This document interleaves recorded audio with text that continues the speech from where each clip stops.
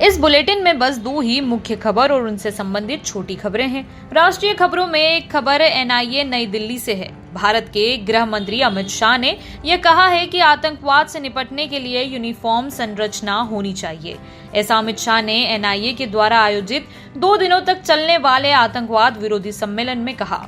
अजीत डोभाल के नेतृत्व में भारत में एनआईए का संचालन हो रहा है और इस पर केंद्र शासन की कई मामलों में बहुत अधिक निर्भरता है, परंतु केंद्र सरकार और एनआईए के अभी चल रहे इस सामंजस्य की वजह से आतंकवाद नियंत्रण के नाम पर सभी संस्थानों में कुछ यूनिफॉर्म संरचना खोजने की इस खबर के प्रति सावधान रहने की जरूरत है। अमित शाह ने अपने भाषण में कहा कि एटीएस और एसटीएफ जैसी संरचना को एनआईए के अधीन रखना बेहद जरूरी होगा।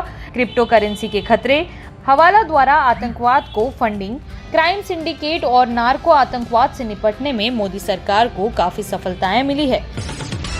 दूसरी खबर सुप्रीम कोर्ट से है। यह जाति जनगणना के संदर्भ में है। जस्टिस संजीव खन्ना और जस्टिस एसबीएन भट्टी ने बिहार जाति जनगणना के नतीजों को प्रकाशित करने पर रोक लगाने से इनकार कर दिया है। कुछ एनजीओ ने व्यक्तिगत स्वतंत्रताओं और निजता के नाम पर जाति जनगणना पर रोक लगाने के लिए कहा था। सुप्रीम कोर्ट का निर्णय हुआ कि अदालत आपत्ति करने वाले पक्ष की दलीलों को अब अगले वर्ष जनवरी में सुनेगा। बिहार सरकार को इस बेंच ने 4 हफ्ते का समय दिया, जो विरोध की याचिका का जवाब देने के लिए दिया गया है। जाति जनगणना पर सुप्रीम कोर्ट के निर्णय के बाद इसी के साथ एक छोटी सी खबर यह है कि नीतीश सरकार ने जाति जनगणना में लगे लोगों को उनका मानदेय देने के लिए 213 करोड़ रुपए का भुगतान किया है।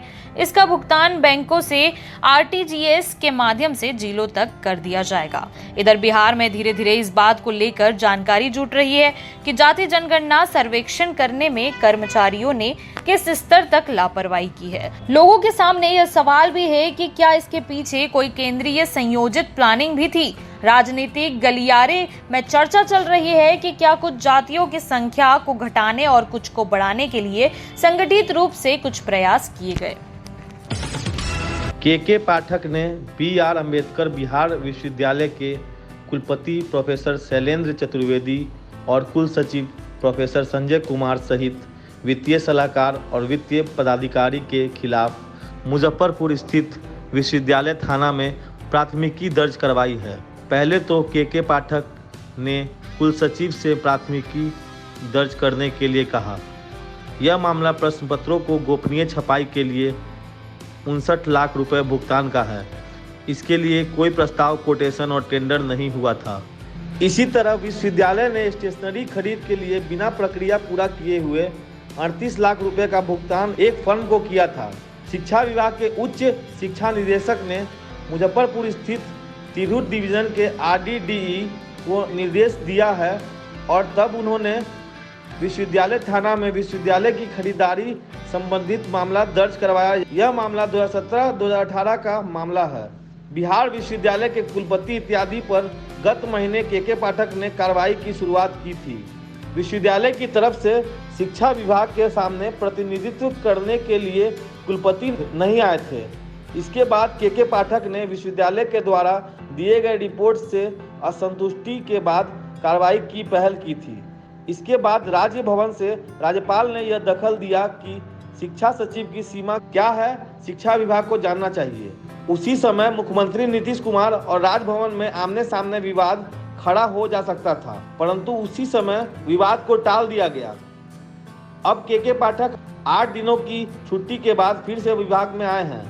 नए विश्वास के साथ उन्होंने यह तरीका निकाला है कि पैसों के गड़बड़ी के मामले में सीधे थाने में प्राथमिकी दर्ज कर दी है ताकि कुलपति इस मामले में दखल नहीं दे सके।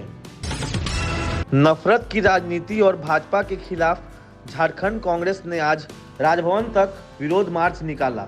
पत्रकारों से बातचीत में झारखंड प्रदेश के लिए एआईसीसी के प्रभारी अविनाश पांडे ने कहा कि भाजपा राहुल गांधी की लोकप्रियता से घबराकर उन्हें अपमानित करने का षड्यंत्र कर रही है। कांग्रेस के प्रदेश अध्यक्ष राजेश ठाकुर ने इस मौके पर कहा कि राहुल गांधी के भारत जोड़ो यात्रा से मिले व्यापक जन समर्थन से भाजपा घबरा गई है। नहीं, देखिए, भारतीय जनता पार्टी की घबराहट उसी दिन से शुरू हो गई थी जब आदरणीय राहुल गांधी जी ने भारत जोड़ो यात्रा की शुरुआत की थी और 4081 किलोमीटर की जो यात्रा समाप्त हुई उससे कहीं ना कहीं भारतीय जनता पार्टी पूरी तरह से विचलित हो गई है। 5 राज्यों में हार की जो आई है आहट, उससे घबराहट में इस तरह के कृत्य कर रहे हैं वो लोग। इसको हम कतई बर्दाश्त नहीं करेंगे।